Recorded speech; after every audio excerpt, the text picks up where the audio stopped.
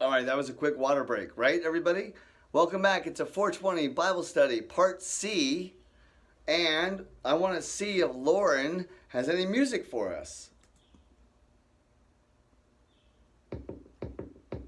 She's knocking. We're going to talk about knocking. Jesus says, ask, seek, and knock, right? So we're going to do Proverbs 10. We're going to wrap it up.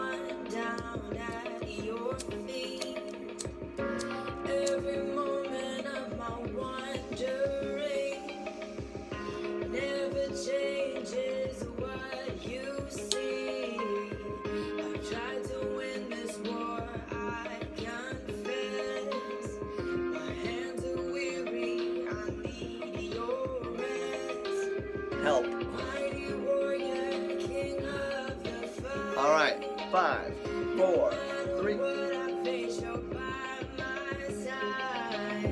When you don't move the mountains, I'm needing you to move. When you don't part the waters, I wish I could walk. All right, we're going to take that and I'm going to do something silly, but I hear something and I want to do it. She just said, let's hear it again. Move the mountains, which is us. Don't part the waters, right? So where did we hear about parting the waters? Genesis 1:6, right? So we'll flip over to, actually, you know what? Hey guys, welcome back. It's a 420 Bible study. I'm going to break out my new Bible and I'm going to open to Genesis 1:6. Genesis 1:6, just because she said she wanted separated water, because she's only read it in Moses. But we're going to read it in Genesis 1:6. Day 2. Ready? It's day 10, but here's day 2 for the creation of heaven and earth. And God said, let there be a vault between the waters to separate water from water, just like Moses. A vault space of air between waters. And Moses and the Israelites left Egypt and they walked right through. Okay, cool. So he parted the waters at the Red Sea. So God made the vault and separated the water on the left and the right, I'm sure. Maybe not. He separated the water under the vault from the water above the vault, and it was so. God called the vault sky. And there was evening, and there was morning the second day. So God separated water from water. Apparently, if you think about it, before he separated, it was together.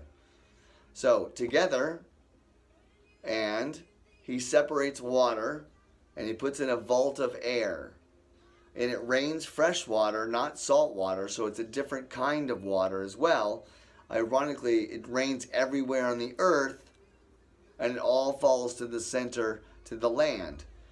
Interesting, right? So, with that, it said also one thing. God called the vault sky. Now, in the Torah, this is the big revelation. You guys have never heard this if you've never read the Torah or you saw my last video. But listen very carefully. Genesis 1:6. I kid you not. This is the stone edition of the Torah. It doesn't get any more kosher than this. Okay? Parv and you and kosher. Like, wait. Kosher. The Torah, let's get a screenshot. Kosher, right? David's kosher. There it is. David's kosher salt, right? Okay, so we have David's kosher salt, and sky is between the waters above and the waters below. Let's see what it says in the Torah. Day 2, second day. God said, let there be a firmament in the midst of the waters. So let there be a space, a firm space in the middle of the waters. And let it separate between the waters. So a space between waters. Air bubble. It's an air bubble. It's a big air bubble, but it's an air bubble nonetheless. So God made the air bubble space between the firmament and separated between the waters, which were beneath the firmament, and the waters which were above the firmament. So again, the same description, water above, water below, air bubble, in a pocket of air. We are a big bubble boy. Oh, I have to put the John Travolta thing in, the bubble boy. We need to get used to a different kind of air. Jesus is the air. We need to get used to Jesus. Jesus is the air. Let's put our eyes on Jesus. All of those are true, right? Good Christian topics. Jesus is the air. I can do everything through Christ. Everything's made through Christ. He is everything I breathe, right? Except for the fact that Jesus is the air, A-I-R, and yes, he's a plant, a branch, and you burn him. So, it says, here it is. Listen to the difference in the word sky and what is in the Torah.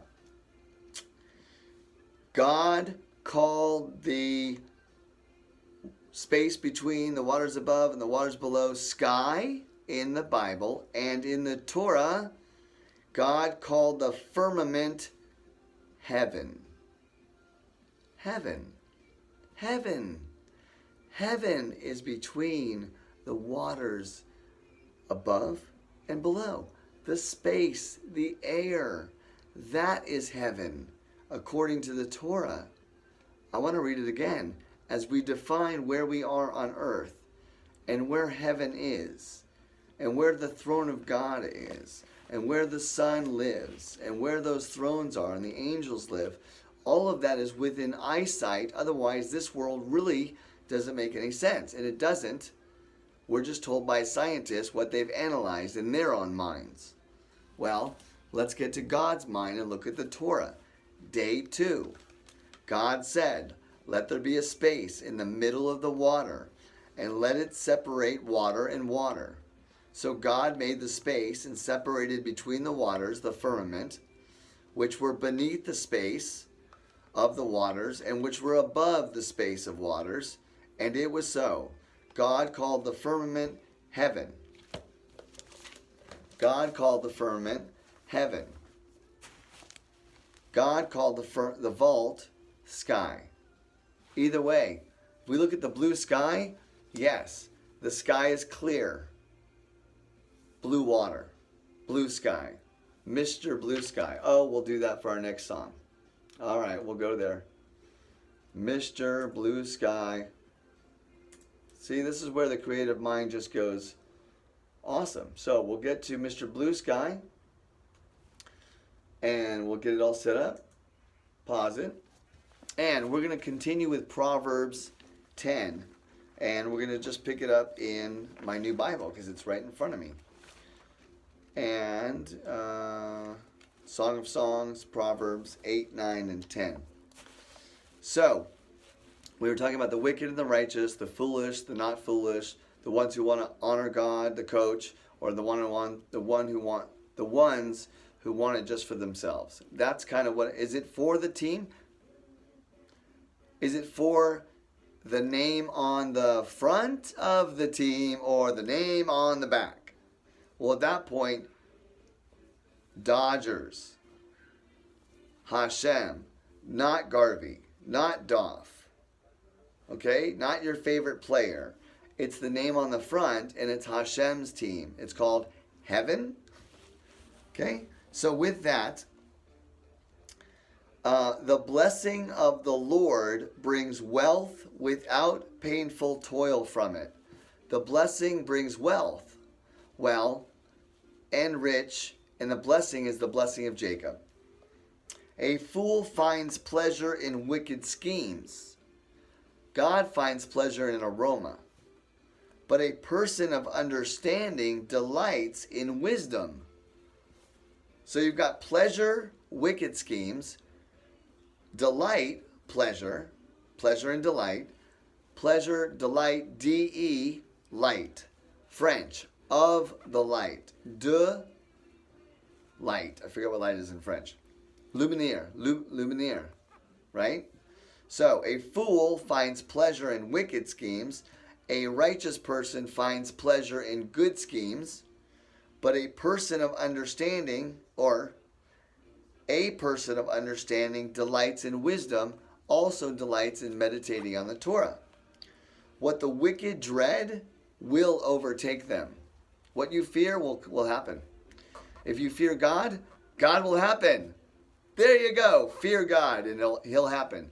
And he'll be happy that you fear him, because at least you're thinking about him. That's the whole point, guys. If you go up to bat and you're thinking about your girlfriend, you'll be sitting on the bench quickly thinking about your girlfriend, and the game will be over, and you'll be with your girlfriend, and you might actually quit the team because of your girlfriend. Or you can go up there and hit a home run. Your girlfriend will be waiting for you when you get out of the dugout every time because you did your job. Well, our girlfriend is wisdom. You're dating wisdom. We're dating wisdom. I married wisdom, by the way. I married wisdom. I married Hashem. I married wisdom. What the wicked dread will overtake them. When the storm has swept by. Now think about sweeping as in a broom bush. Okay? Because that's the analogy in the Old Testament. So sweep by, water sweep by, waves come over you. Physical things that actually you can see and touch, right? Association connections. When the storm has swept by the wicked are gone, but the righteous stand firm forever. So trees were to be planted firmly like a tree, or are we going to be burned up or let go like chaff? Ashes, gone forever. The aroma lingers. Chaff, blown away in the dust. The tree, strong. The fear of the Lord is the beginning of wisdom. The fear of the Lord is knowledge, right? That's what we've heard. Okay, what does it say here in Proverbs 10? The fear of the Lord adds length to life, sickness to health. No knowledge of God, only Jesus, Christian. Full knowledge of God, full knowledge of his plan, full knowledge of Hashem, the endocannabinoid system, and his son as a branch. I have full life. I'm actually doing this on a YouTube video. I have like 7 Bibles. Wow. I have a lot of Bibles and a lot of information. And I love talking. And the book holds true. If you do these things, he will be there right away for you. But it's hard to understand. Hopefully you guys can get it through the analogies or the parables of sports. Jesus' analogies are hard to understand because we're not from that time. What I've been able to do is go, let's take all of that, put it into a sports analogy, one owner, one team. You can be on the A team or the B team. Don't be on the A team. Be on Rudy's team. Play every day. Play every day. Work your butt off. Don't quit, Rudy. Don't quit. Stay in the game every day. Don't quit. And then, on your very last game, the very last play, you get to sack the quarterback in the movie. Amazing. You get carried off the field on everybody's shoulders. It's like floating on clouds, is it not? What did Shakespeare say? Like pacing clouds, right? Interesting, we see mankind from God's perspective a little bit more as mankind is all about God. We just don't know where he influences. Well, now that I'm alive and I'm awake, I know exactly what he is and where he is, and I read the book. It tells all about it. And he'll make those connections for you. These are not my connections. He'll pour out his thoughts. Jeremiah 33:3 says, I'll give you unsearchable things. He will, if you give him tithes and all. He says, God says, Jesus says, test me. Don't test him. Actually, Jesus says, don't test God. Jesus also could have said, God says, test him with his tithes and offerings. So I offer to him. It wasn't really a test. I found out what it is, and now he and I share meals together. Talk about Jesus later and eating with Jesus. Not eating Jesus, but eating with Jesus. At that point, He's your lunch. The fear of the Lord adds length to life, but the years of the wicked are cut short. Cut, chopping a tree, felling off the branches. Is your leg hurt? Do your feet work? Is your arm broken? Ask why. Why am I sick? What did I do wrong? In this book, the Hebrews still today, if something happens to them, it's because they're not obeying or they're not in the right standing or paying attention to God. Fully focused all the time with every breath. Because at some point you won't have a breath. So if you can do that, that's what we're working towards. That's going from like 0 to 100 at 0 and 1 and 1.2 and 1.3. And it's a long process. But at least, here's the analogy. At least you're stepping in the right direction. Going back to the burning bush, when Moses saw this bush on fire, it did not burn up. So what? It's a bush on fire. Run away.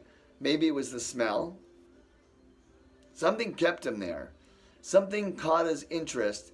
And when he stepped toward the bush, God called out.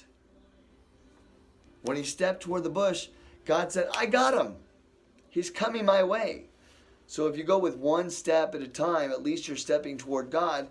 God's like, okay, don't go to the left, don't go to the right. Just eyes forward.